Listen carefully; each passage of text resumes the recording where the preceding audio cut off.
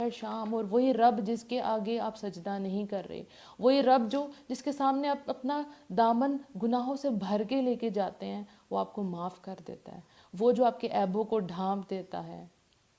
جب انسان کے پاس بار بار کسی انسان کے پاس جاتے ہیں نا اپنی ضرورت لے کے، تو وہ کہتے ہیں یہ کیا میرے پاس بار بار آ جاتا ہے، ایک دفعہ ضرورت پڑے گا، 2 دفعہ ضرورت پڑے گی، اور پھر اس کے بعد وہ انکار کر دیتے ہیں۔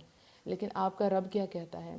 وَإِذَا سَأَلَكَ عِبَادِي أَنِّي فَإِنِّي قَرِيبٌ أُجِيبُ دَعْوَةَ الدَّاعِ إِذَا دَعَانِ فَلْيَسْتَجِيبُوا لِي وَلْيُؤْمِنُوا بِي لَعَلَّهُمْ يَرْشُدُونَ۔ جب میرے بندے میرے بارے میں پوچھیں تو بتا دو کہ میں بہت قریب ہوں، جب پکارنے والا مجھے پکارتا ہے تو میں اس کی پکار سنتا ہوں، لہٰذا وہ میری سنیں، مجھ پر ایمان لائیں تاکہ وہ ہدایت یاب ہوں۔ الحمدللہ، الحمدللہ، اللہ ہمیں ہر وقت سننے کو تیار ہے، لیکن ہم اللہ کو سناتے نہیں، ہم لوگوں کا گجھولیاں پھیراتے ہیں، رائٹ؟ کیونکہ ہمیں رب کی پہچان نہیں ہے۔ کوئی غلط کام کریں گے نا، 1 سال بعد بھی آپ ملیں گے کسی دوست سے تو وہ آپ کو وہ تانا دے گا، یاد ہے تم نے ایک دفعہ یہ کیا تھا۔ لیکن وہ رب جس کے سامنے ہم اپنے گناہ لے کے جاتے ہیں، وہ ہمارے سارے عیبوں کو ڈھانپ لیتا ہے۔ جب ہم اللہ سے کچھ شیئر کرتے ہیں نا تو وہ نہیں بتاتا سب کو، وہ نہیں اس کو ہاٹ ٹاپک آف ڈسکشن بناتا۔